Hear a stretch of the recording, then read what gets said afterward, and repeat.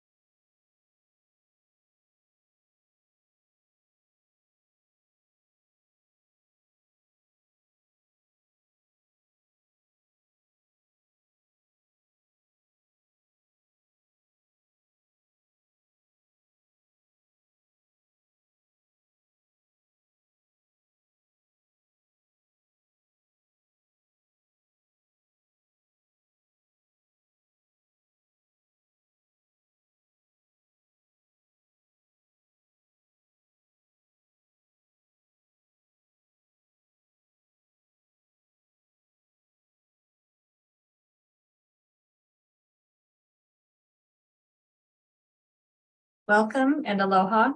We have about 3 minutes before we'll start, but I'm seeing people are starting to join. So please feel free to put your name and any greetings in the chat before we get started. Thanks.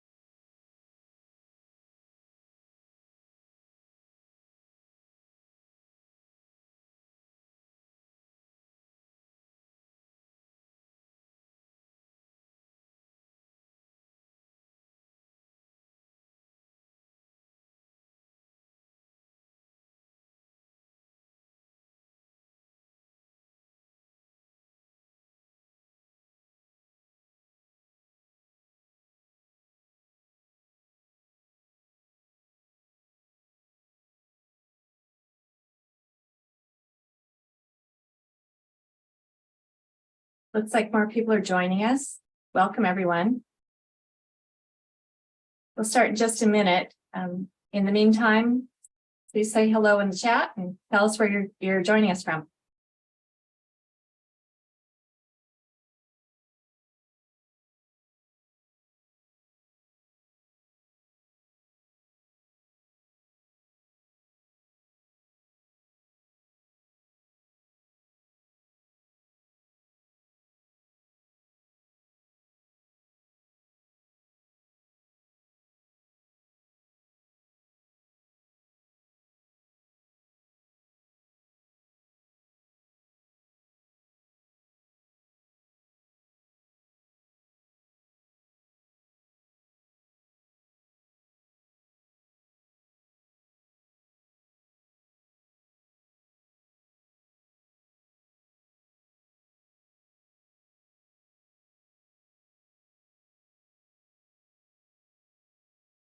Like we can get started, and I want to welcome everyone to today's online seminar. I'm Kirsten Faulkner, Executive Director of Historic Hawaii Foundation, and we are very pleased to offer today's training on considerations around historic integrity when evaluating eligibility for listing properties in the National Register of Historic Places. One note that today's session is being recorded, And these presentation slides and the recording will be available from Historic Hawaii's website following the program. And we'll also make the recording available on Historic Hawaii's channel on YouTube. Closed captioning is also available, so you can select that setting on Zoom if you would like to see the closed captioning. Historic Hawaii Foundation is a statewide nonprofit organization, and we are dedicated to preserving historic buildings, sites, communities, and structures that tell the unique stories of Hawaii's multi-layered history. Basically, Historic Hawaii helps people save Hawaii's historic places. This seminar is supported by our education program manager, Andrea Nandoskar, and also our development associate, Michelle Kizik. This is a co-production with the Department of Interior's National Park Service. Many people know the National Park Service for their work in managing and stewarding the natural and cultural resources within the national park system, but they are also the lead agency for the nation's historic preservation program, including keeping the National Register of Historic Places and providing standards and guidelines for the appropriate treatment of historic properties. We have a stellar group of experts to present today. Dr. Elaine Jackson-Rotondo is the Preservation Partnerships and History Programs Manager for the National Park Service for the regional office that includes Hawaii. Katie Stevens is a historic architect with Architects Hawaii, and she has over 30 years of experience in the field of historic preservation and is currently chair of the Hawaii Historic Places Review Board, which evaluates nominations for listing in the Hawaii Register of Historic Places. Dr. Jadelyn Moniz Nakamura is also with National Park Service. She is currently the research coordinator and science advisor for the Hawaii Pacific Islands Cooperative Ecosystem Studies Unit, which is quite the mouthful. But she was formerly an archaeologist at Hawaii Volcanoes National Park.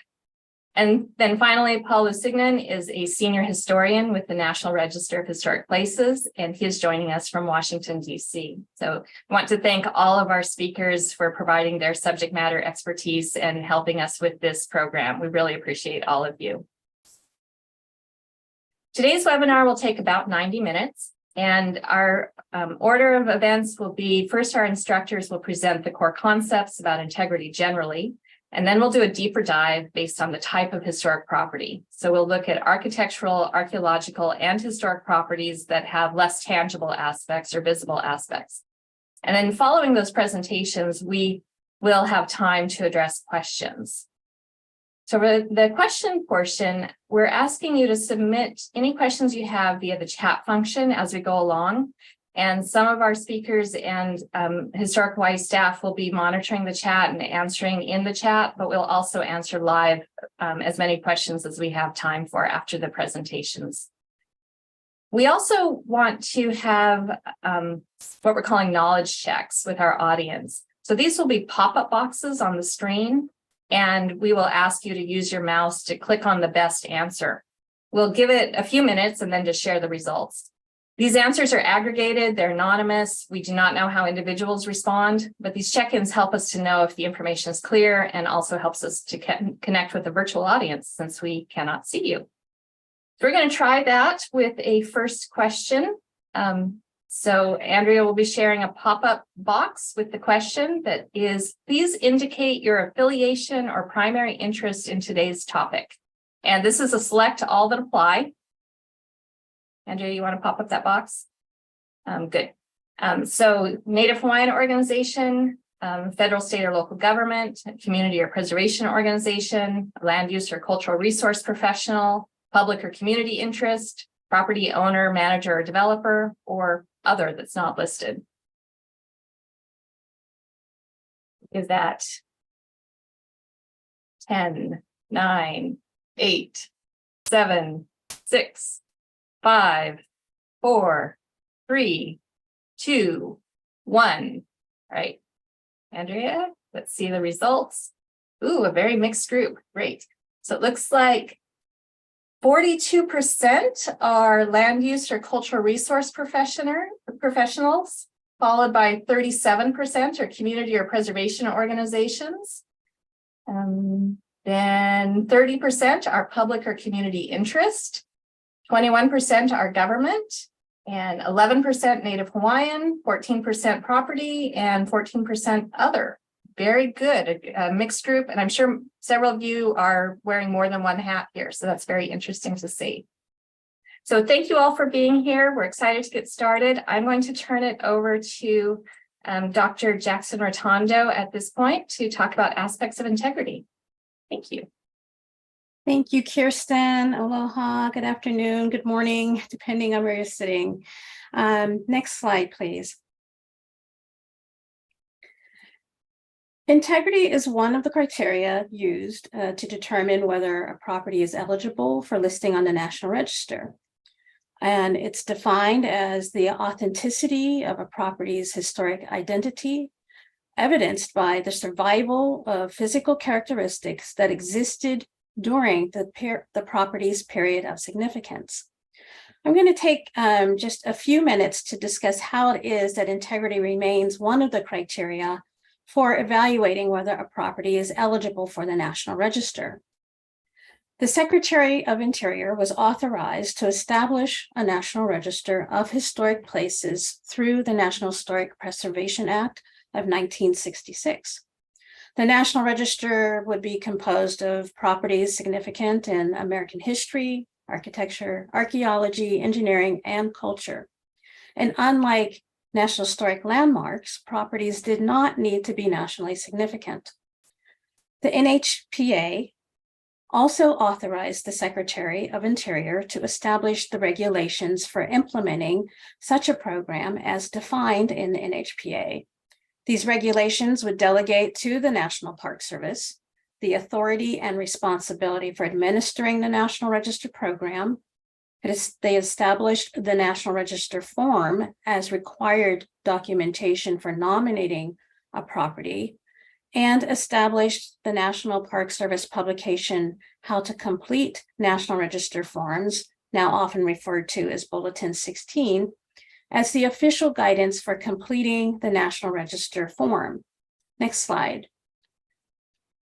And most pertinent to today's conversation, the Federal Code of Regulations 36 CFR 60 established the criteria by which properties would be evaluated to be eligible for listing on the National Register, which included both the need for significance and integrity.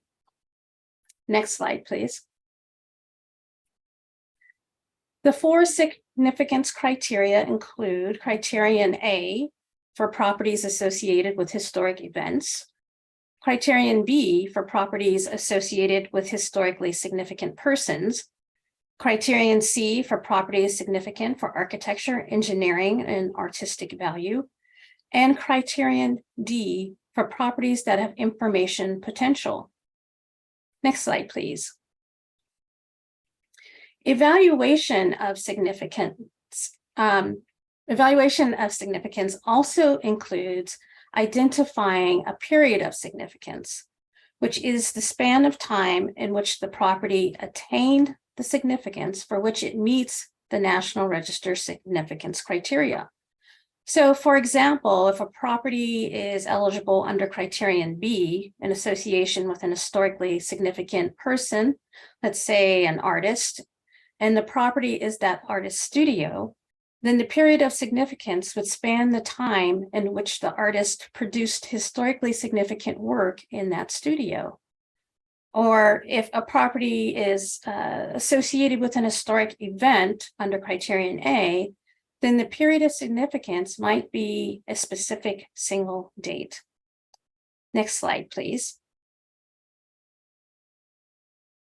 When we assess the integrity of a property, it is within the context of why the property is significant and the period of that significance, which is both a practical and logical sequence for assessment. If you do not know why a property is significant or the period of that significance, you cannot assess whether or not changes to a property have impacted the historic integrity or which aspects of integrity are most important in that assessment. Next slide, please. There are 7 aspects of integrity: location, design, setting, material, workmanship, feeling, and association. Most eligible properties retain several of these aspects. However, it's not required that a property retain all 7. Before taking a closer look at each of the 7 aspects, I want to make a quick point regarding integrity versus condition.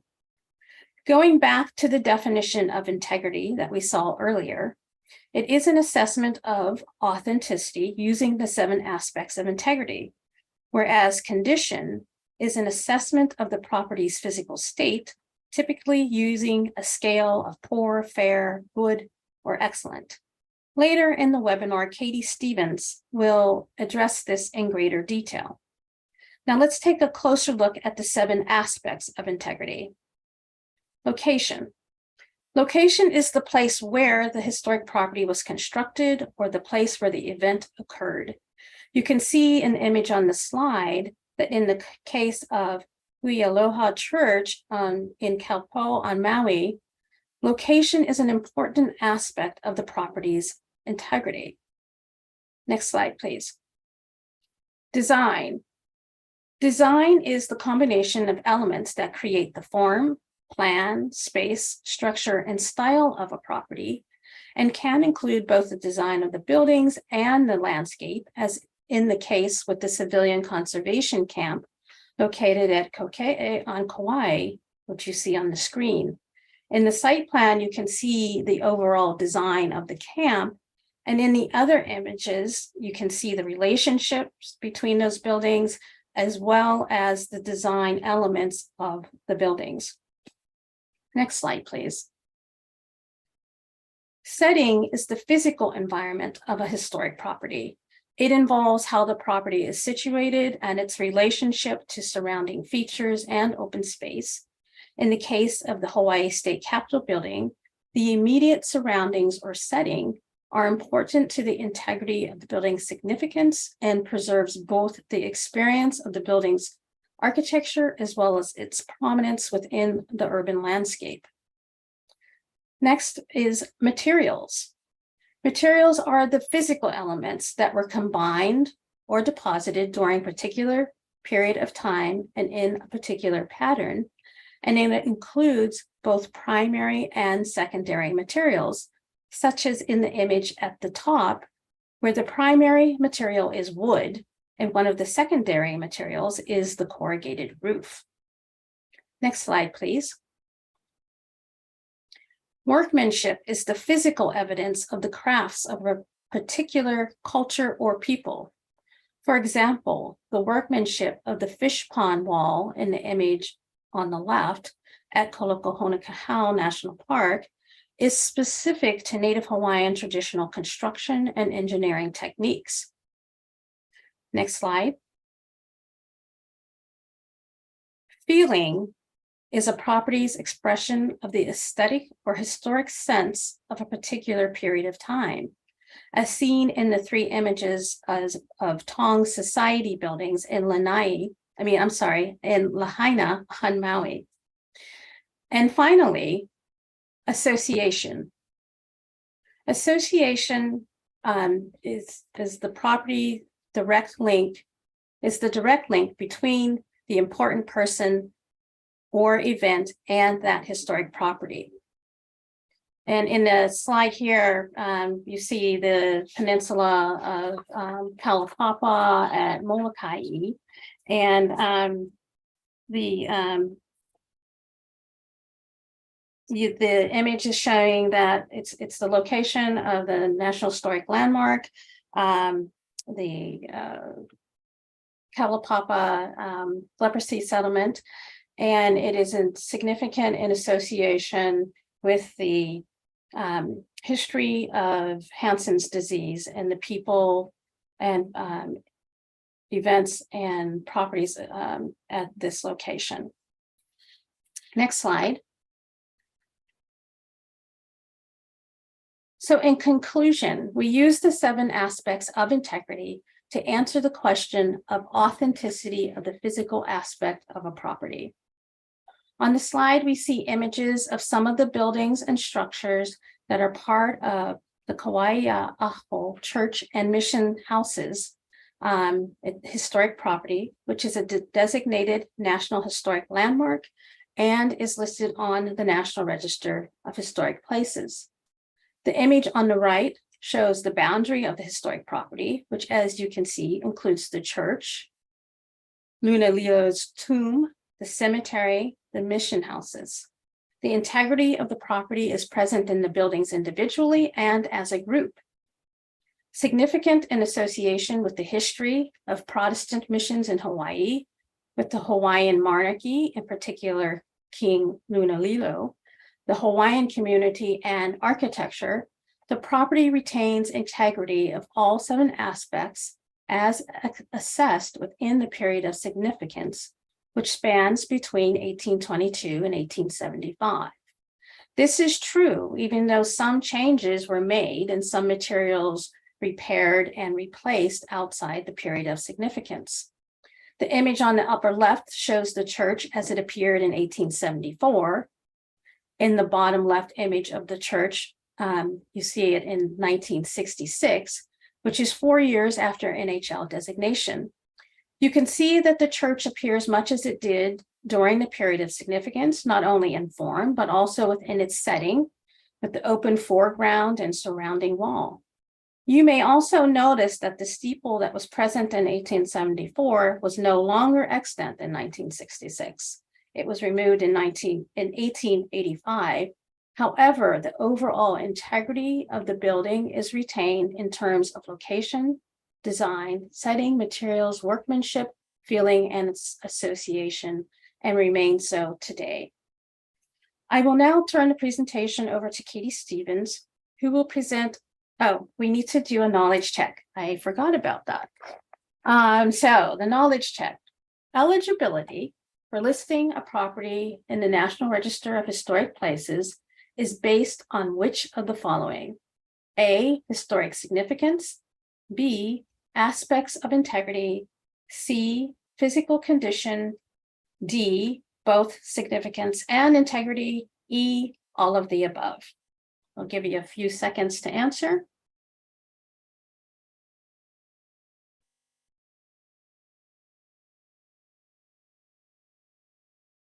Now, 5 more seconds.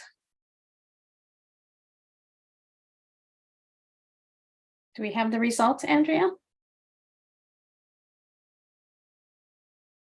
We have both all of the above and both significance and integrity.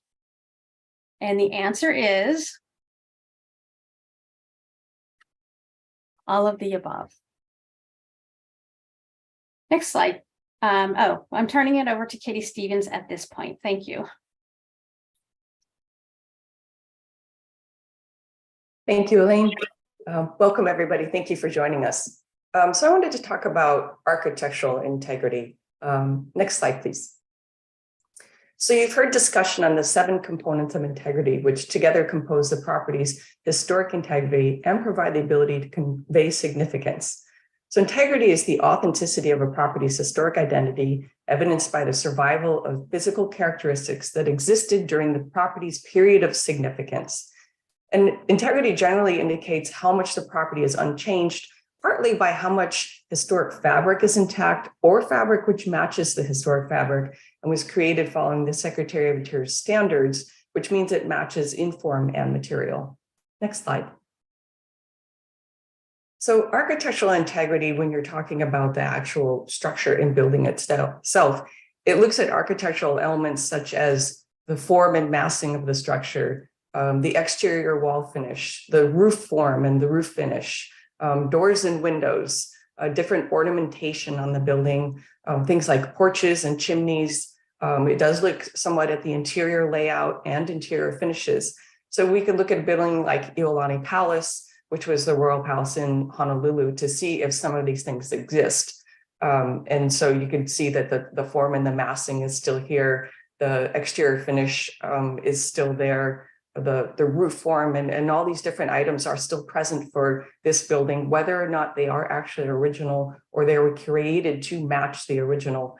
And we can look at things like historic photos or drawings to see what has changed and when those things might have been changed. Next slide, please. So here's another building in Chinatown in Honolulu. This was constructed in 1919 as the Sperry Flour Company.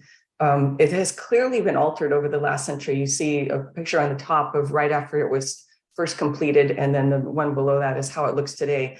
And it was clearly altered as it evolved from an office and factory building to its current use of retail and residential. So we could look at something like this to see, does this building have integrity?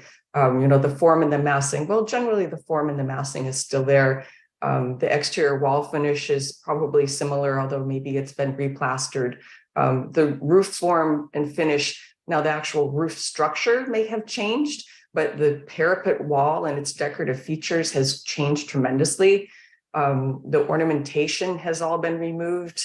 There really aren't any porches and chimneys here, but there was an awning over the walkway area that has been removed. The interior layout has been changed in interior finishes. So there's a very limited amount of integrity for this building. Next slide, please. So not all alterations are considered a reduction of the integrity. Some historic buildings include elements that may have been altered or added to over the years due to changes in the owner's needs, changes in the use of the property, or modifications to update to current styles. These changes are often part of the history of the property, and if they're within the period of significance, they can contribute to the significance and integrity of the property. So evident changes don't always detract from the integrity if they become part of the significant history. Next slide, please. So a good example of this is Washington Place. This was constructed in 1847 in Honolulu. They just celebrated their 175th anniversary, which is a lot of years for a Hawaii building. It was built for Captain John Dominus, who was a sea captain, and his wife Mary and son John Owen. Next slide, please. Captain Dominus was lost at sea before the house was actually complete, but his wife and son moved into the house when it was done in 1847. The son, John Owen Dominus, married Lydia Paki, who later became Queen Liliuokalani, who was Hawaii's last reigning monarch. You can see here, this is what the house originally looked like with its square floor plan, 2 stories. The lower floor was coral black that was plastered, and the upper floor and roof were wood. And there was open lanais all the way around both the first and the second floor. Next slide, please. So after Liliuokalani's death in 1921, the Hawaii Territory acquired this property to serve as the territorial governor's home. There was an immediate project to make repairs. There was some termite damage and water damage. And they also added the porte cochere that's on the front, and then the glass lanai, the single-story portion that's on the right side, you can see there. Next slide, please. So this is a view from the back. So there was other changes, including an addition of a kitchen and a dining room on the first floor on the back side. And then a little bit later, they added second floor in that area to create a bedroom suite for the governor and his family. You can see in the floor plan, the added portions, which is the lanai, the glass lanai on the right side, and then the kitchen area and the dining area in the back. Next slide. And then in the 1950s, a large covered lanai was added to the side to help accommodate the larger state functions that were being held at the property. This property is now a National Historic Landmark. And although some of the original material had been modified in order to make all these modifications and additions, all of these changes are considered to be contributing to the building's integrity, as this period of significance covers the eras of the Dominus family, of Queen Liliuokalani, the territorial governor, and the state governor's timeframes. So this is all part of this historic integrity of this structure. Next slide. So integrity and condition are 2 different concepts that play a large role in defining what properties are eligible for the historic register, but they're not mutually exclusive.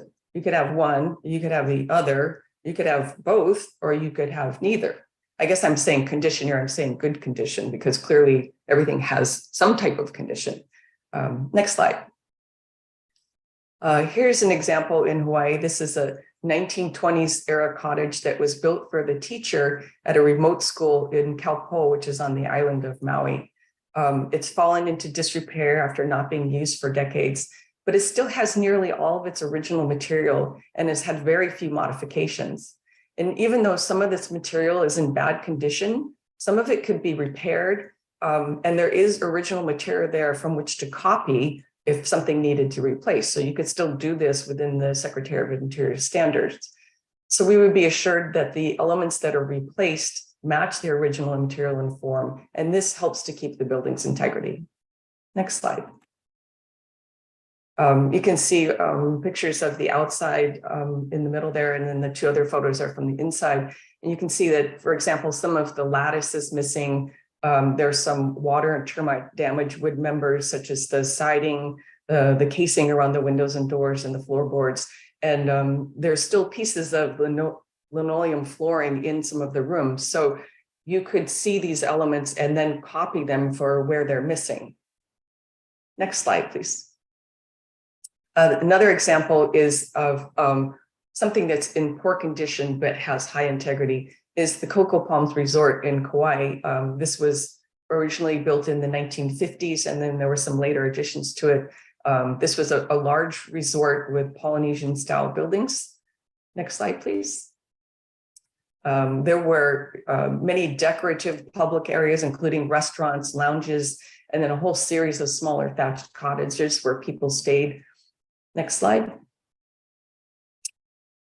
And this is partly famous for the filming of the movie Blue Hawaii with Elvis Presley. The crew all stayed there during the filming. Elvis returned several times afterwards and even brought his wife Priscilla and daughter Lisa Marie to stay at this place. So there's also an affiliation with him. Next slide, please. Then in 1992, the Hurricane Iniki heavily damaged this resort and has been closed ever since then. There's still remnants there that offer a lot of information about the materials, locations of the buildings and things. So despite the damage that's happened here, it retains some of its integrity, like integrity of location, of setting, of feeling and association, even though it doesn't have the integrity of condition in some of the materials. The lagoon that's in this area is on the register currently as a traditional Hawaiian fish pond. And it's also an important site because of its association with the developments of resorts at the time, association with some esteemed architects that designed portions of this, association with the Guslanders, who were Hawaii hoteliers who influenced Hawaii tourism, and then, of course, its association with Elvis Presley. Next slide, please. So here's an example of something that has high integrity, it has good condition, but low integrity. This is Ala Moana Shopping Center in Honolulu. I think at one time, this was the largest shopping center in the country. It was originally constructed in two phases in 1959 and 1966. And it was originally like more of a subtle sort of low-rise mall. It was 2 stories. There's some stores you can get to off the parking area on the lower level, but most of it was on this upper level here. Next slide. There was originally many local and sort of smaller chain stores. There was open water features in the middle.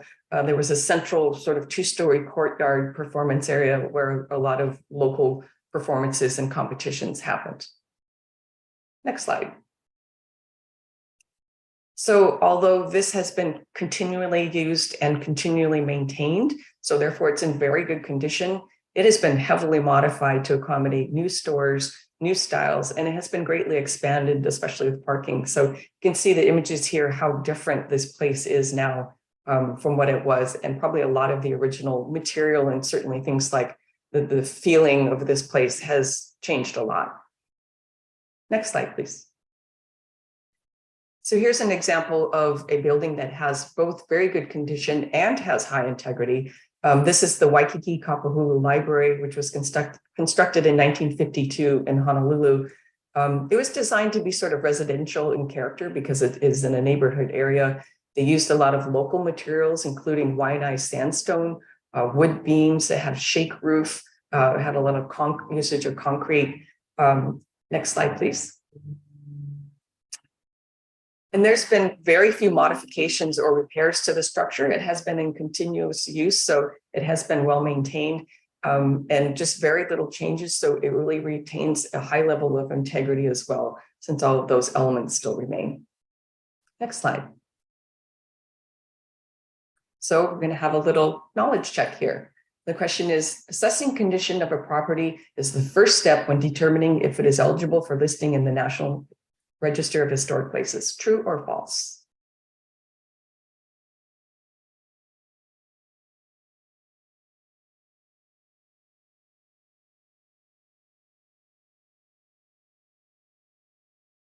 So everybody get in your true and false.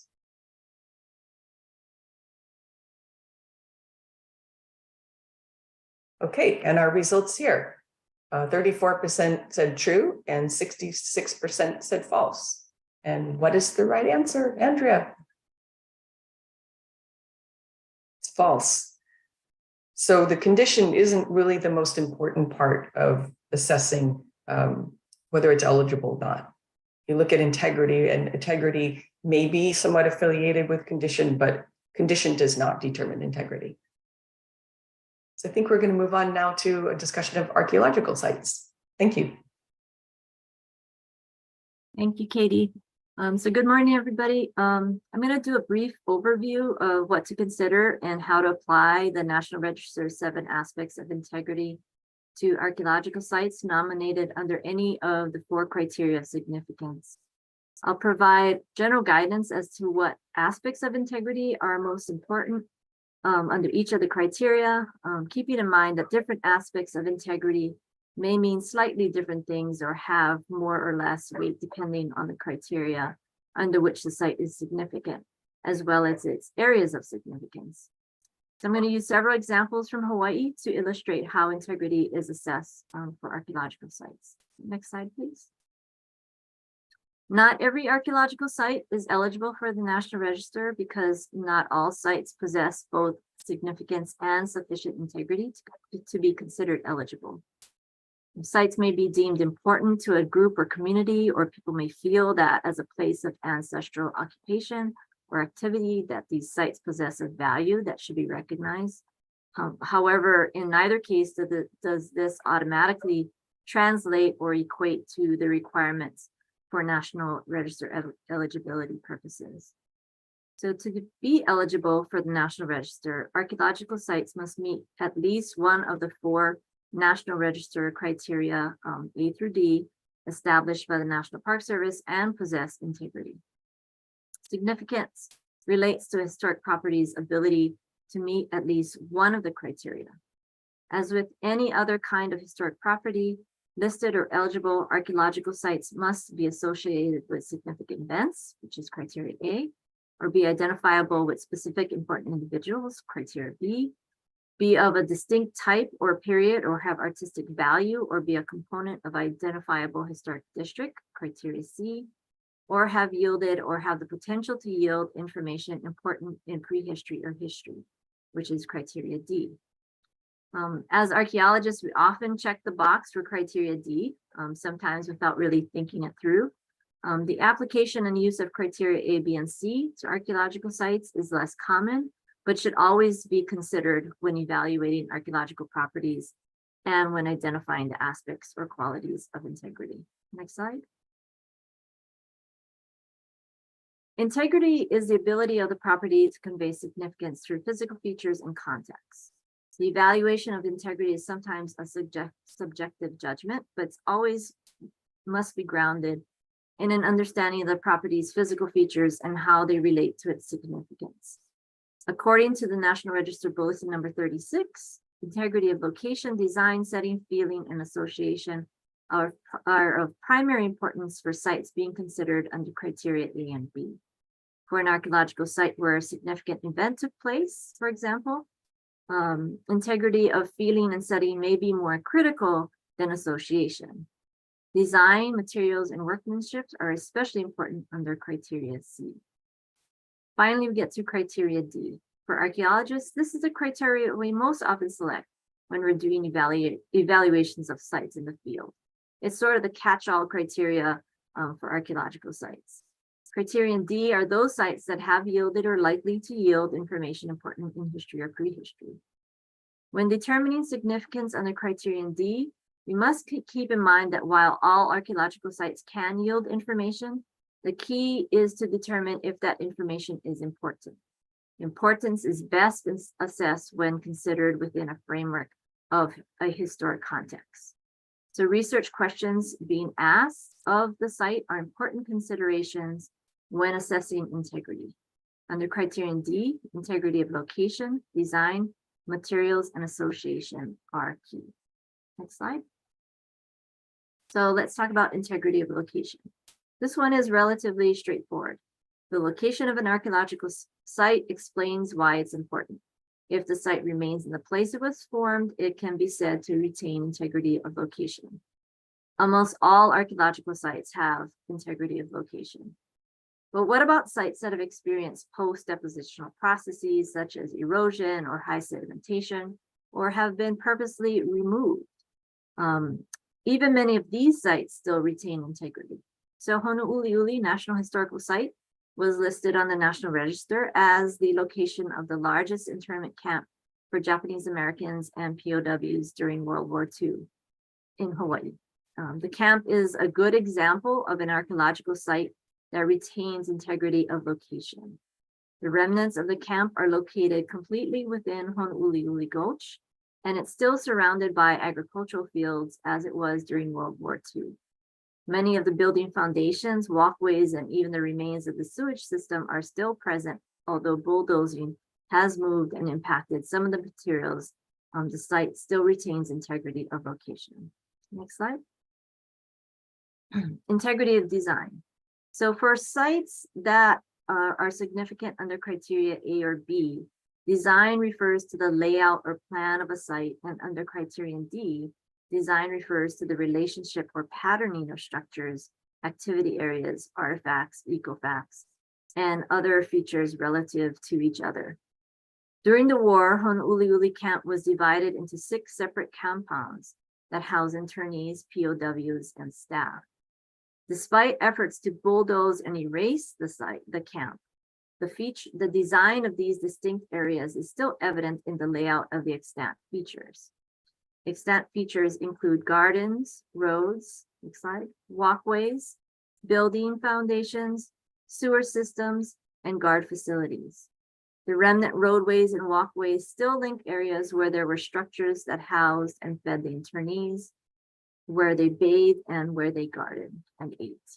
Next slide. Integrity of setting and feeling go hand in hand because together the site must convey the same or similar sense of the property that it conveyed during the period in which it was determined to be significant. The environment of the site should remain as it was historically. Setting includes topographical features, open space, views, landscapes, vegetation, and man-made features. Honouliuli is a good example of a place that retains integrity of both setting and feeling. The camp is located in a valley that was and still is remote and in many ways hidden. There are no main roads that pass the site, and the freeway traffic cannot be heard. The silence and isolation of the setting remains. The surrounding valley slopes continue to trap heat, making conditions there oppressively hot. You get a small sense of what it was like living under those physical conditions day in and day out, and why the camp earned its nickname, Jijoku Dani, or Hell Valley. Next slide. For archaeological sites significant under criterion C, integrity of workmanship reflects the builder's or designer's skill in producing the original resource. Integrity of materials reflects the elements used to create the original resource. The John Young Homestead, located on Hawaii Island, although in a rather collapsed state, is an example of an archaeological site that retains integrity of both workmanship and materials. As the first Western-style building constructed in the islands, it has walls of mortared stone plaster, plastered by coral lime, and incorporates the structures that retain traditional Hawaiian-style construction as well. The site represents the learning and transference of the skills needed to build a structure, incorporating local materials into a Western-style construction.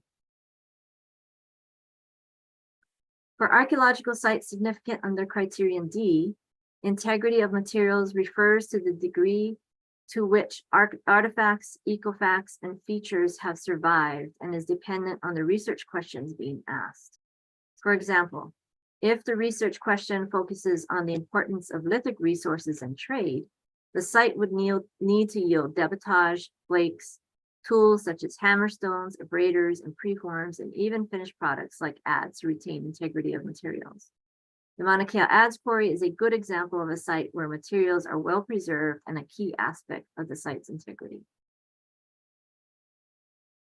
For archaeological sites significant under criteria A and B, association refers to the site's relationship to the historical event or trend or person for which it was significant. Honouliuli, for example, is significant for a historical event, the role it played in the prejudice and discrimination that Japanese and German immigrants experienced. As a prisoner of war camp, it represents the changing course of the war in favor of the US, as enemy soldiers and non-combatants were captured in the Pacific and housed at the camp. The remains of the H structure complex of Janyang Homestead, which is a photo on the right, represents a link to John Young, a maroon British sailor who became a close advisor to the king and high-ranking elite. John Young aided King Kamehameha in his campaign to unify the Hawaiian Islands and was awarded the entire ahupua'a of Kauai Hikini, where the complex was built. For archaeological sites under criteria significant under criteria D, context for the association of artifacts, features, and other site characteristics is considered essential for the archaeological site to convey information about the past. A site with high integrity of association will have surface artifacts that represent spatially distinct areas of use. For example, in a lithic quarry site, there may be distinct work areas for caching good quality materials, another work area where primary knapping took place, and an area where finishing of the tool occurred, represented by smaller flake distribution. Natural events and human activities can have an impact on the integrity of archaeological sites. When sites are damaged, important information about past lifeways is lost because the people of the past will never be here again to live their lives as they once did. So the evidence they left in an archaeological site is finite and cannot renew itself once it's been disturbed. Activities that cause ground disturbance might break, crush, or move artifacts. Features such as hearths might be destroyed. People traveling off trail by bike or on foot and in vehicles traveling off road can damage sites, often without being even aware that they're causing permanent damage or harm. Flooding and erosion can cause some of the same harm to sites, and fire, both wild and intentional, can cause bedrock to fall, crumble, or flake into pieces, and petroglyphs can be damaged or destroyed by fire. Sometimes people gather artifacts and place them on a rock or a spot on the ground for others to find and enjoy them, not realizing that moving artifacts compromises the archaeological record. The relationships among the artifacts and features provide information about how, when, and where these items were used. So picking up or removing artifacts without proper documentation erases the information that they could have provided in relation to the site. An archaeological site subjected to regular looting may be sufficiently disturbed so that the site no longer possesses integrity of association. If a bottle dump, for example, is picked through and all the best liquor bottles are removed, leaving only medicine bottles, the information that's gleaned from the site will be skewed. So in the examples I presented, I've talked about primarily about archaeological sites with existing surface features. But what about sites that no longer retain above ground features, sites that are completely underground, either having been intentionally buried through sedimentation over time, or removed to make way for development? An archaeological site can still retain integrity if spatial patterning extends to subsurface deposits. These sites are primarily revealed through excavations. A site that's no longer visible on the surface has integrity if there is no significant disturbance to deposits, so that the information the site holds is not destroyed, disturbed, or mixed to such a point that you can't identify distinct time periods. When excavated, a habitation complex, for example, would have distinct cooking, eating, and processing areas that may only be evidenced when you excavate the site. An example of a site that is on the National Register, which is completely under the surface, is King Kamehameha III's Royal Residential Complex. The dusty, abandoned ball field that is in Lahaina's Malu'ulolele Park was once the traditional home of Maui kings between 1837 and 1845, when the town was a capital of the kingdom. One of the main attractions for nobility to this site was water. Before 19th century sugar planters diverted streams to irrigate cane fields, the town of Lahaina was graced with irrigation canals and fish ponds that produced an abundance of food. Over time, the place fell into disuse when the court moved to the growing commercial center of Honolulu. The pond grew stagnant and was eventually filled in. Lahaina became first a sugar town and then a tourist destination. Almost the entire site, including the fish ponds and building features, are buried by coral and soil fill and is currently used as a county park, which you see here on the right.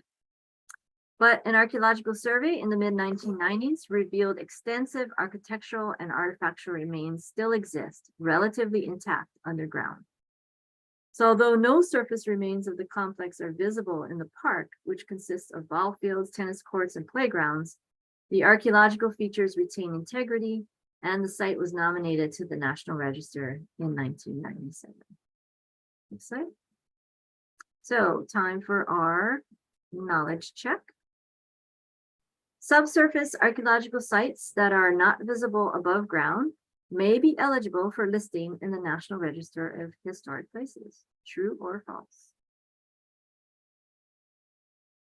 All right, we'll give you guys a few minutes or a few seconds.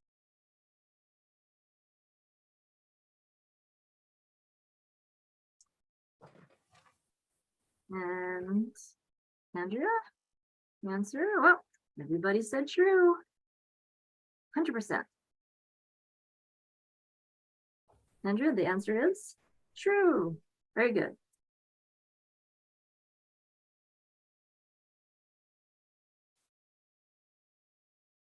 All right, it's up to me. Again, I'm Paul Lusignan, historian with the National Register Program here in Washington, D.C. Greetings to Hawaii. My presentation will look at and reinforce some of the prior points that we've discussed, but also look maybe at a slightly different tack at some of those. And so first of all, I will apologize for reading off a script, but I know if I go off script, we won't have time for Q&A. So I'm going to try and keep my comments short enough. As previously noted by the speakers, assessing integrity for National Register purposes must always have as its foundation understanding the particular significance of the resource and its comparative context. One should really ask the questions, why is this property significant? What are the characteristics necessary to convey those associations? And what is the period of significance for that property? Then, understanding the context in which the property exists, what other properties might share similar connections? Is it a rare example? Might it be the last or only resource available to convey the particular significance? Without understanding these questions first, or the answers to these questions, assessing integrity becomes difficult, or maybe even inappropriate or incorrect. Next slide, please. And as we've already also addressed, the issue of integrity versus condition, the ability to convey significance versus the physical condition of materials or changes to those materials. But so far, we've been considering fairly standard property types and resources. What about different resources and groups? One category might be underrepresented communities and resources associated with underrepresented communities. Next slide, please. And so you might come upon this resource in a survey and not really think much of it. Common vernacular form, altered porch, obviously, maybe other changes to the property. Nothing might stand out and shout, I'm National Register eligible about this property. Next slide. Until you understand its significance as a rare property associated with, in this case, African-American settlement in Helena, Montana. Significance and context. Understanding the significance and the context is key to be able to establish eligibility and look at integrity. Again, it's not a grand house, certainly has had some changes, but certainly it's also the type of property associated with important patterns of local settlement for a particular group that might otherwise have been excluded from certain areas of the community or by economic conditions, including its use as a church, something that would be, not obvious from just the general look of the building itself, an assessment looking at just simply condition or basic integrity. The size of the house, however, its simplicity, its location, and its workmanship may all be important factors in telling the important story of period Black settlement. The fact that the settlement in Helena was fairly limited of African Americans. There are not a lot of extant resources that can convey that story. And the location of this property within the area that was allowable for African American settlement. All components of integrity that would be important to conveying significance as one looks at this. Next example.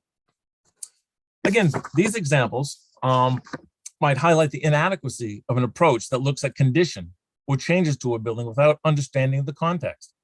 This is another vernacular examples associated with an African American community. Both are fairly rare for that community, and importantly, convey potentially significant information on the abilities of a particular group to modify or modernize their property. While wealthy citizens might have been able to afford new siding and windows on one side of the tracks, economically disadvantaged neighborhoods might have resorted to lesser materials. That doesn't necessarily equate to not eligible, but might require coming at integrity or changes to integrity from a different perspective in order to understand the resources and their eligibility. So again, you can't just constantly apply the same exact approach to integrity. You do have to look at that context and that significance, and how does that play differently depending on the resource itself. There's not a blanket application that you can provide. Next slide. Another property type that might require different perspectives are traditional cultural places. Again, for those of you who are not familiar, traditional cultural place is a building, structure, object, site, or district that may be eligible for inclusion in the National Register for its significance to a living community because of its association with cultural beliefs, customs, or practices that are rooted in the community's history and that are important in maintaining the community's cultural identity. Similar to the previous resources, for TCPs, understanding the significance and context is essential for assessing eligibility and integrity. Many TCPs may or may not have extant built resources or archaeological features, but are nevertheless significant to traditional groups. While the National Register documents and lists tangible physical sites on the ground, what we are often recognizing are intangible aspects, the sacred nature of a site, its associations with traditional stories or characters, traditional use sites, or traditional cultural landscapes with layers of history of ongoing value to traditional communities. Those communities may be ethnic, tribal, Native Hawaiian, Alaska Natives, or other social groups. In this case, at Mauna Kea, you've got a mountain, you've got a resource, which have obviously been impacted by modern development. The integrity of TCPs is grounded in understanding the significance and values attributed by the traditional community. Do the scientific resources atop this mountain affect integrity? Certainly, but do they destroy the shared values held by traditional Hawaiians for this area? That would be the question you would ask if you were to produce a nomination. What are the characteristic features? What are the areas of significance? What are the characteristics of that significance? And are they intact? Are they able to convey significance? Next slide. What is important to understand when addressing integrity, again, is that not all 7 aspects of integrity are treated equally or have to be absolutely there for no property to be eligible. And so if you're listing a property under criterion C for its architecture, materials, design, and workmanship are probably going to be the key aspects of integrity that your nomination will zero in on. For a traditional cultural place, location, setting, feeling, and association are more than likely to be the dominant questions you ask about integrity. Nominations should address all 7 aspects, but should certainly zero in on those that make the most sense in how a property conveys its significance. And so what might that look like? For TCPs, evaluating whether a place has integrity of feeling and association involves exploring two questions. Does the place have an essential relationship with traditional beliefs, cultures, or practices? And does that relationship of place endure despite any alterations in the view of those who valued it? So again, the key questions to ask for TCPs and similar sites are, is the relationship essential? And does the relationship endure? Next slide. This will also be my plug for the new revised Bulletin 38, which is the Traditional Cultural Places Bulletin that outlines how to look at, evaluate, and deal with traditional cultural places. The previous slide was actually taken from the new draft of that. So if you are concerned with or looking at a potential TCP site, we certainly recommend that you use the current bulletin and hopefully the revised bulletin when it comes out. This slide shows Cave Rock in Nevada, listed in the National Register in 2017. The place continues to be regarded as a sacred place of extraordinary spiritual power to the Washoe people, despite the intrusion of a vehicle tunnel and for time recreational rock climbing. The modern intrusions did not stop traditional users from coming to the area, but more importantly, it did not stop them from valuing the site as an important element of their cultural beliefs. And so asking those same questions, is the relationship essential? Does the relationship endure? The answer to is the relationship essential is yes. This is not just any rock outcropping on Lake Tahoe. This one is associated with very specific cultural activities by the Washoe people who come here and revere this rock formation. And does the relationship endure? Yes, despite all the alterations to it, the fact that a highway now runs right through it, those might be detrimental to integrity, but they do not remove the entire integrity of the resource from the perspective of the traditional group. Next slide. One of the key questions when looking at integrity for TCPs is, from whose perspective are we making that evaluation? What might look like any other collection of natural wild rice plants to traditional native groups in Michigan, this is an essential tie to cultural activities past and present. While one time these kind of wild rice paddies were ubiquitous, they are now rare in the area.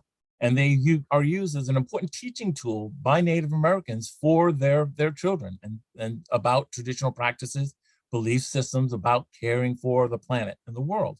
Again, essential and enduring significance. Mount St. Helens in Washington State. Again, objectively, the 1980 eruption could be seen as detrimental to integrity as a mountain. But from the Native American perspective, the changes do not diminish its value to the tribe, and in fact, represented yet another episode of the sacred mountain speaking to the people about their world. The only way to access this knowledge, however, may be to consult directly with traditional users, identify the physical and intangible aspects, and then assess integrity from there.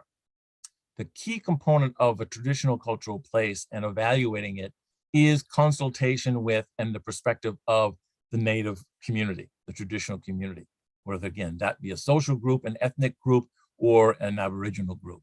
How do they visit, view, or appreciate this site? What values do they attribute to it, tangible and intangible?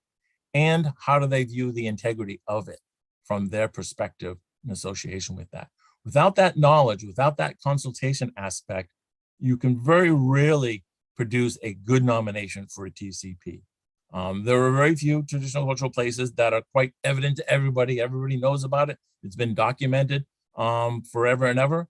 A lot of these are places that maybe have sensitive information that shouldn't be revealed to the public or people were reluctant to talk about. But until you understand it from that perspective, it's going to be difficult to do integrity aspects. Next slide. Like the first picture, Mauna Kea, previously, these questions or perspectives on integrity could hold true for other Native Hawaiian traditional places, including ones that are already listed in the National Register. There are a number of archaeological districts in Hawaii, which were nominated under criterion D. Very logically, made sense, quite eligible, but they may have additional layers of significance, traditional practices, beliefs, and associations, to which maybe the nomination can be amended to acknowledge those different layers of significance. None of the nominations for the listings in the National Register are set in stone. They are all meant to be looked at and revised as new information is available. So things like trails and archaeological sites might have a layer of significance to which you would look at, again, the integrity from a different perspective than you might for the archaeological significance or the ability of the property to tell you information about scientific information. But again, you're going to be asking those same questions. Is the relationship essential? Does the relationship endure? And from whose perspective? Finally, let's look at another group of potential resources, what we might call sites of removal, erasure, or lost sites. And again, we looked at these concentration camps, internment camps previously. The one on the right is Crystal City in Texas. The other one is the one in Hawaii. Largely, these are viewed oftentimes as archaeological sites for National Register purposes and assessed under those aspects of integrity. But they might also, as we've noted, be able to convey important aspects of history despite the removal of certain physical elements. A sense of isolation, the sense of the scale of the buildings, their orientation, the quality of the site used. The Hawaii site was a gulch. It was not exactly the pristine area that you'd want to locate your house on. There was a reason why it was placed there, understanding the treatment and protective nature of that. All of those are aspects of integrity that might help convey the story and might talk to the eligibility of the resource. Again, oftentimes these share the same qualities of integrity with battlefields, where there may or may not be extant resources, but their ability to convey important aspects might still be there. Again, probably not valid if these same sites were now under suburban malls or city center developments, at least for criterion A purposes or B or C, but certainly criterion D if the archaeological remains are still intact beneath those aspects. Next. And finally, erasure. This is a kind of an increasingly aspect that we're looking at. We're just now starting to focus on the potential of these kinds of resources. And so in Tulsa, the race massacre of 1921 resulted in the destruction of a huge swath of Tulsa's historic African-American Greenwood neighborhood, which is pictured on the left. Portions of the community were rebuilt immediately after the riot, while others were redeveloped over time, and still others remained vacant. The National Register listed Greenwood, Black Wall Street, you can see on the right, was the result of the immediate rebuild by the African-American community. Rebuilt much in the same manner, sometimes reusing bricks to regenerate that commercial district. And therefore, pretty traditional National Register listing for 12 contiguous group of 12 buildings that reflect both the prior history, the riot events, and the post-riot events within this community. Next. But in certain areas where erasure was complete, new development radically changed the street patterns, building types, and landscapes. And you can see that on the left, where a University of Tulsa campus has now been built on portions of Greenwood, completely obliterating any ability of that area to convey any aspect of its original use as a African-American community. Likely, this area would be considered to have lost integrity, with little ability to convey any aspects of integrity or significance of the events.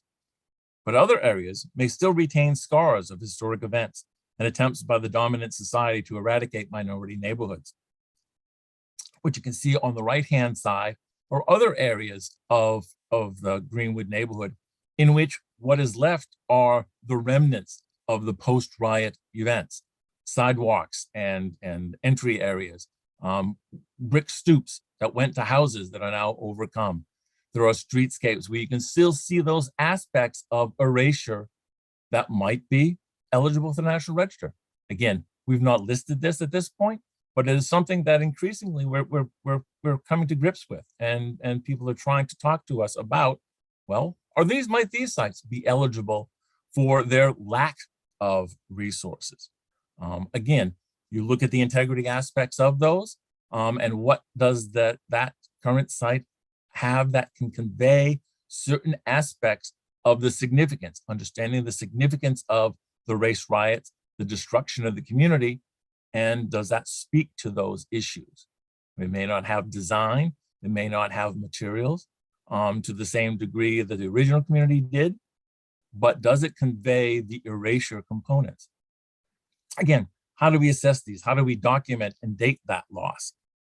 These are all emerging topics for which we're still working through strategies, but they point to the fact that integrity and significance assessments are constantly evolving as preservation evolves, matures, and expands. Thank you. And I believe we have a question. All 7 aspects of integrity are treated equally for all property types and all categories of historic significance. True or false? Please vote.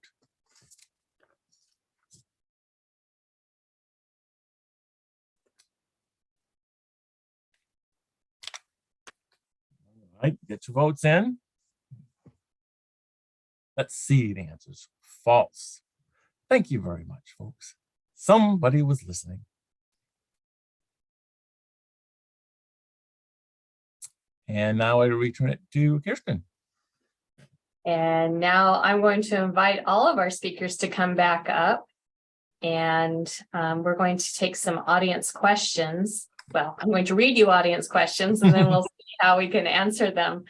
But before we do that, I just want to thank everyone for sharing your knowledge and really trying to demystify some of these questions. Obviously, this is a complex topic, depending on the type of resource, where it is, its context, its association.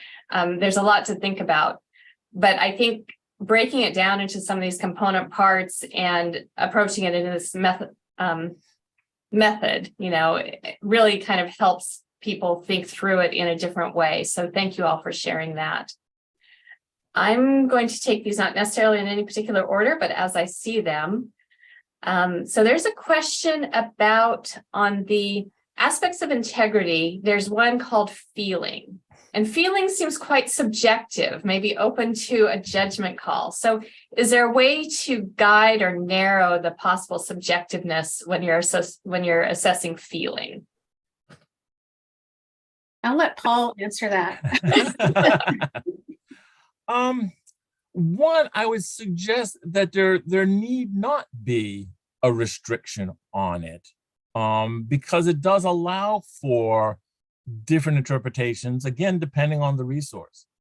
From a TCP aspect, clearly feeling is going to be, again, associated with the significance, the ability to convey the significance aspects, not just a sense of general feeling, but that feeling tied to significance again. And from, again, TCPs, it's going to be quite clear that it's from the perspective of the traditional community.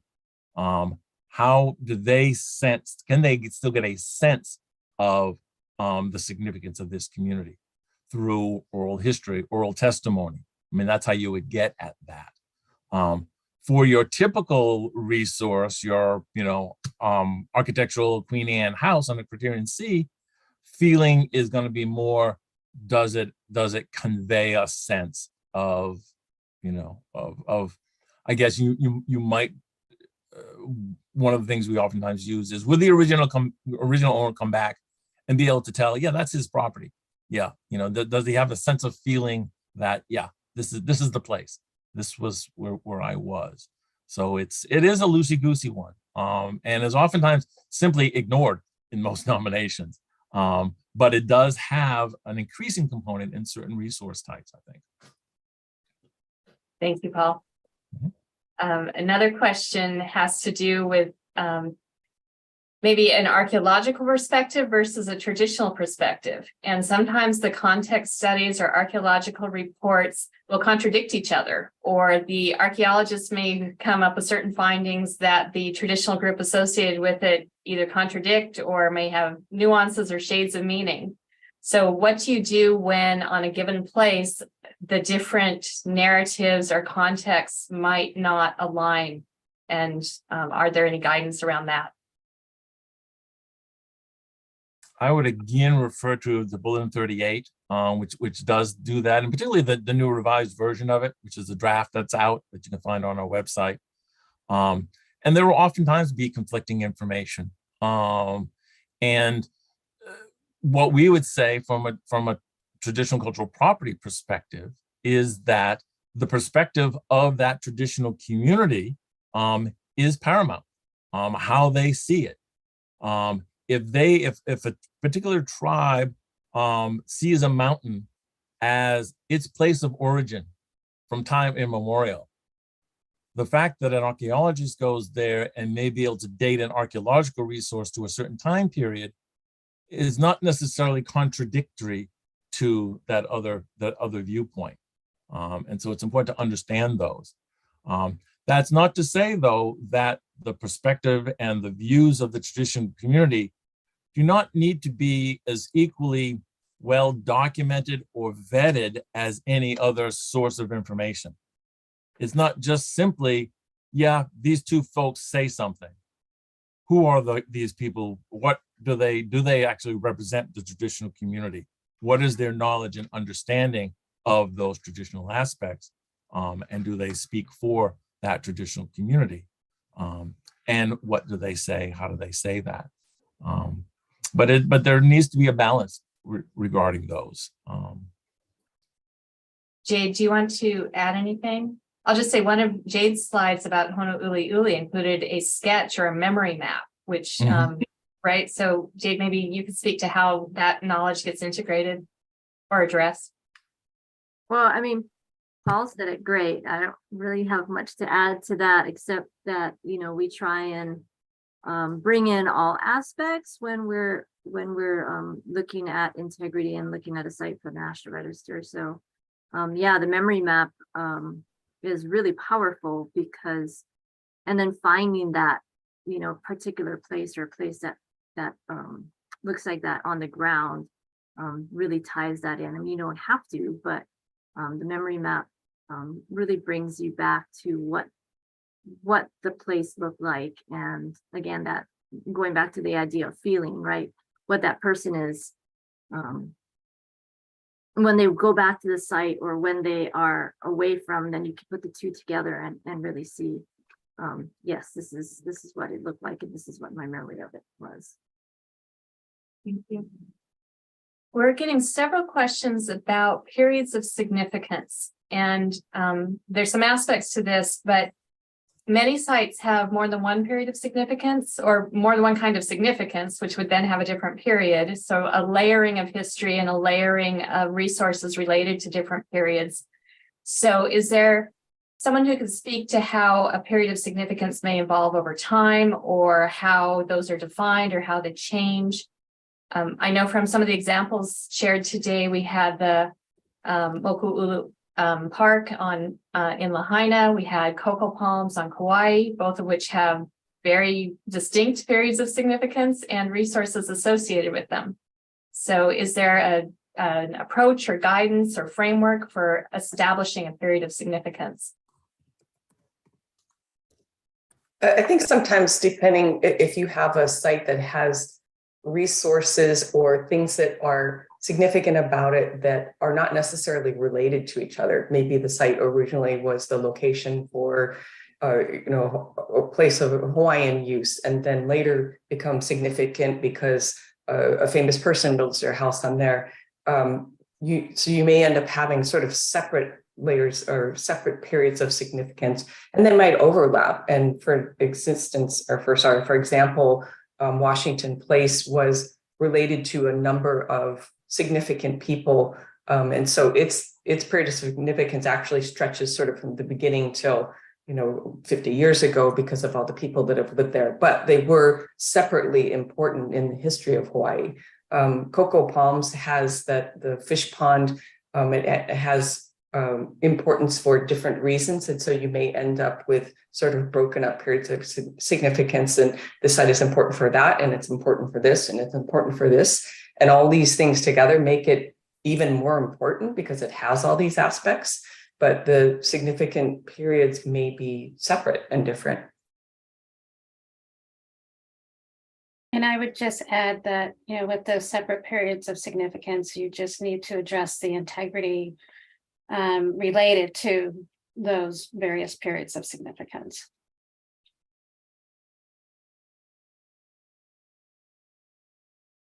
There's some questions about basically equity. And when we're looking at recognizing sites for their historic significance or their relationship to a community, some types of resources tend to be more obvious, and others may come out as a result of study or consultation. But can you speak to recognition of sites as an equity issue or diversity issue or a justice issue? I can start, and then maybe Paul can follow on. As far as National Park Service, we are making a concerted effort to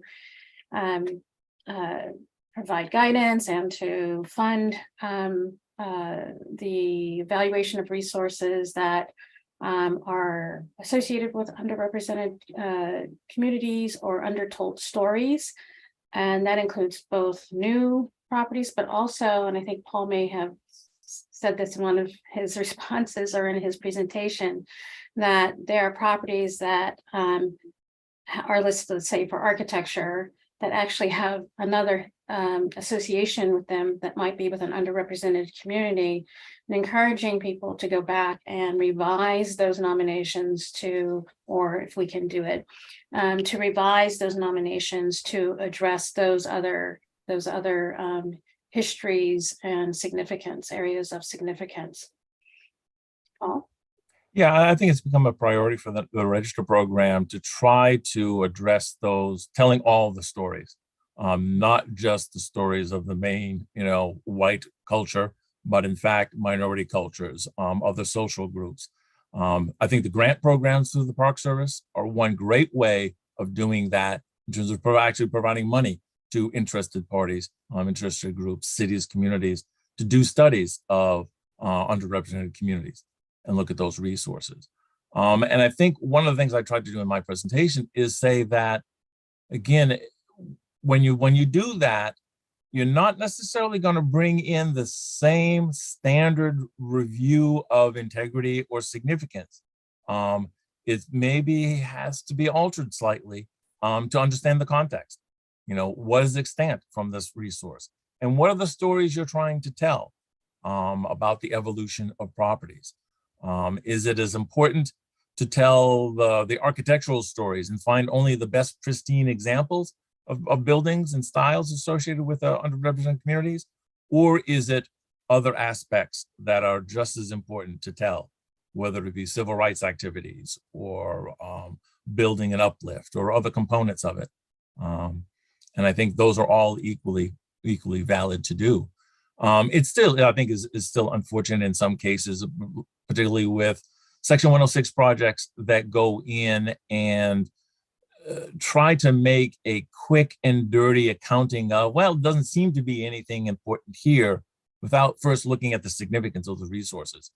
So sometimes you look at integrity first and you say, well, there's an awful lot of loss of integrity or lower integrity here, therefore it might not be eligible for the register. When in fact, once you dive into the significance of the resources, you might find, different perspective on that. And so I think it is still an evolving work in progress to kind of do that and get those resources. I just wanted to add, Paul mentioned the underrepresented communities grants, which that there are links in the chat. This year, for the first time, nonprofits are eligible for those grants. So if you've looked at them in the past and thought maybe that you weren't eligible, you should probably take another look at the eligibility and the website. Thank you. And I think one of the best ways of approaching those resources also is not necessarily on an individual by individual basis, but if community groups, if the Hawaii Foundation funds the development of context, of multiple property submission context that look at a particular group and say, what are the resources associated with this group, such that when individuals and groups have an individual building they want to list, it's much easier route for them because they don't have to do that research and reinvent the wheel about the context when it's already there in a different format.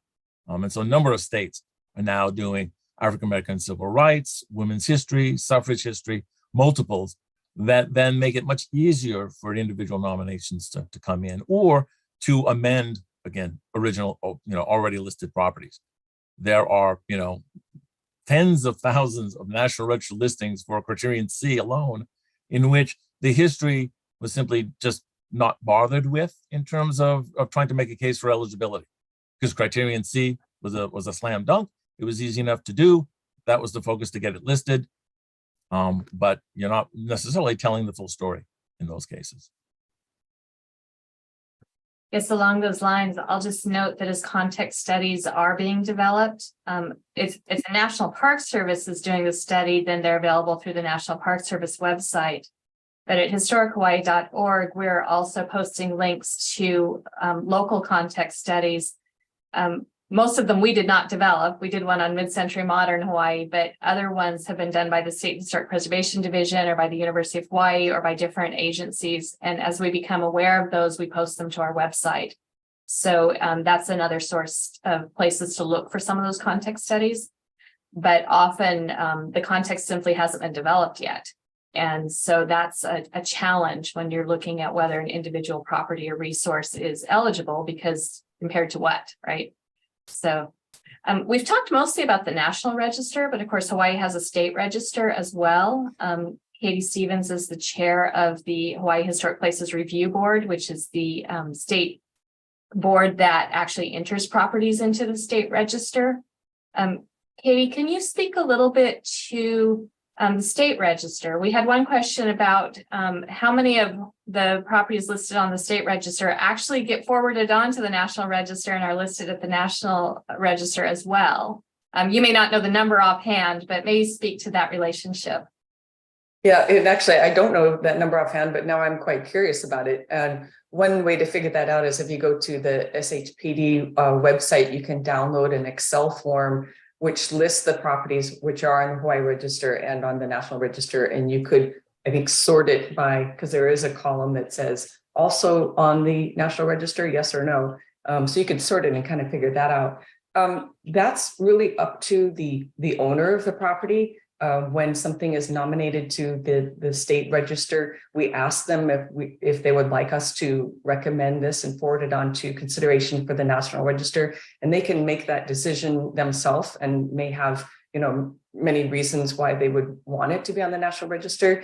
I think most properties that are eligible for the state register are probably also eligible for the National Register because they're representing something significant about the state, which then leads to, well, it's important to the country as well.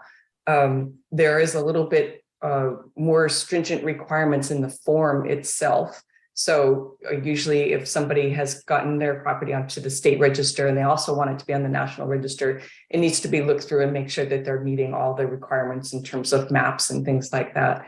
So the one difference in the two really is that the state register requires a property to be 50 years or older, whereas the National Register has an exception for something that is less than 50 years old, but is of exceptional significance. So something could be nominated to and placed on the National Register and not yet eligible for the state register just because of its age. And so people might do that, get it onto the National Register, and then as soon as it becomes 50 years old, then come back and put it on the state register as well. Having those two things on the register can offer is ways to get different kinds of tax credits for projects and things like that, if it's been officially identified as being a significant property. So there's federal tax credits and state and county tax credits and those things. So those might depend on which register it's on, but essentially, if something is significant enough to be on the state register, it's probably significant enough to be on the national, but definitely not everything. Thanks. Kate. I'm going to take one last question before we wrap up, but I think this is a really interesting one. After a property has been determined eligible or listed on the National Register, do you ever go back and look at loss of integrity? And has it been evaluated? We've talked about how it can be reevaluated for additional significance or additional context. But what about the other way? What if it's losing, not significance, it wouldn't lose significance, but what if it's losing integrity? Do we reevaluate and say, oh, it's gone now? So anyone want to talk about that? The National Register program in Washington does not do that. We depend on the SHPOs, the tribal preservation officers and federal preservation officers to do that and to request a removal or additional documentation. And that is, a common practice. A building is demolished and therefore there's a request to remove it from the register, or changes have been made to a historic district where several buildings have been altered or changed, both some for the better, some for the worse, and those nominations can be amended. But again, it's at the directive of the either the property owner or the local community through the SHPO to do that. NHLs are a little bit different in terms of the NHL program. It has a little bit more of an assessment program of the condition of NHLs on a regular basis, done by, I believe, still the regions. For the state register, the review board is not responsible for going back and looking. They're only responsible for reviewing things being nominated. And I don't believe that the State Historic Preservation Division will go out and survey to see if properties are still meeting the criteria and still integrity. But people are able to notify them if they see that something has changed dramatically and somebody was somehow able to go and dramatically change a site and they're concerned that it still is eligible. So they can notify SHPD if they have those concerns.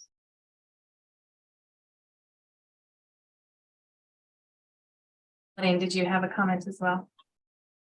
No, I was just reading the last comment in the chat box. Sorry. Yes, we do appreciate all the activity in the chat, and I did see there's a request to post that chat, or at least the Q&A portion of it. So this is a good time for me to say, as far as next steps and how we're going to wrap up, we will be posting the recording as well as the slides to the Historic Hawaii website, which is historichawaii.org. It looks like we can probably share at least a edited transcript of the Q&A as well. And then once we have that posted and ready to go, we will send a email to everyone who registered today so that you'll know that it's available and you can click on that link. Part of that slideshow will be contact information for all of our speakers today. So you'll be able to get their names and titles and email addresses and how to follow up with them. And then also on the event webpage, again, at historichawaii.org, we're including links to some of the resources we talked about. So some of these technical bulletins and guidance documents, as well as things like the traditional cultural places updated guidance and some of the other resources that we've just talked about throughout the afternoon. So with that, I'm going to thank everybody for your attention, for sharing all of your wisdom and knowledge with all of us. And I will say thank you and ahui ho. Take care. Thank you.